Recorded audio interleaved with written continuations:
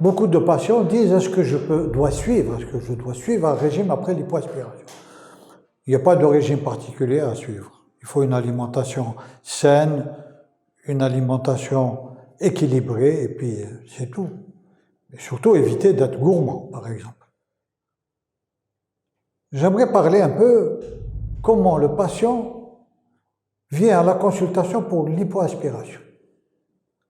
Qu'est-ce qu'on voit arriver à la consultation? On voit arriver un patient complètement déprimé, car il a suivi plusieurs régimes, et aucun n'a donné les résultats escomptés.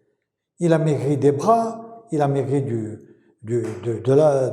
visage, il a maigri un peu partout, sauf là où il devait maigrir, à savoir au niveau des stéatomes. Il ne perd pas grand-chose au niveau de ces stéatomes, et à la moindre prise de quelques kilos, de quelques grammes, je dirais, ça se fait au niveau des stéatomes. Le patient est complètement désespéré. D'autres, ils ont une véritable salle de sport à la maison. Ils ont acheté une bicyclette, un marcheur, un tas de tapis. Ils sont épuisés par le sport et ça ne part pas comme ils le voudraient. Ça ne marche pas. Il y a d'autres qui ont acheté toutes sortes de combinaisons qu'on voit sur Internet pour maigrir sans aucun résultat. Certains vont encore plus loin. Ils ont pris des médicaments. Là encore, c'est très dangereux. Les extraits thyroïdiens. Il faut savoir que les extraits thyroïdiens, vous maigrissez, c'est très bien, mais vous faites des complications cardiaques et endocriniennes sans aucun problème. Il y a il y a des médecins un peu malveillants, je dirais, qui prescrivent des diurétiques.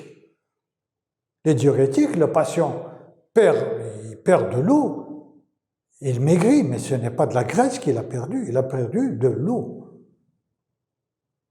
Et enfin, il y a quelques années, il y a 5 ans, 4 ans ou 5 ans, il y avait tout un scandale au niveau de la presse sur un médicament, le Mediator.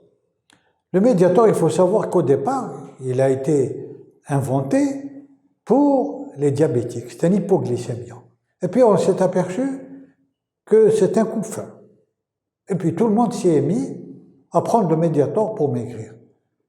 Ça a donné des complications cardiaques à type de valvulopathie, d'hypertension intrapulmonaire, qui ont été très souvent fatales aux patients.